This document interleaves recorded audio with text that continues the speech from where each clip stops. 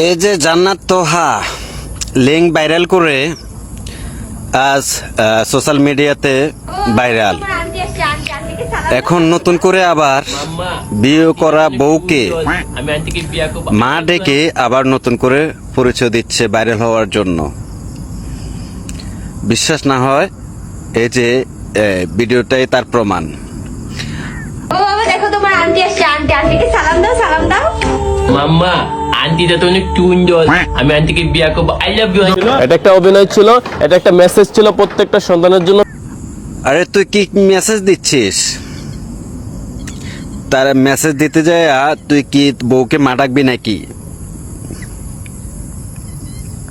তোদের থেকে সমাজ এর থেকে ভালো কিছু আশা করে না।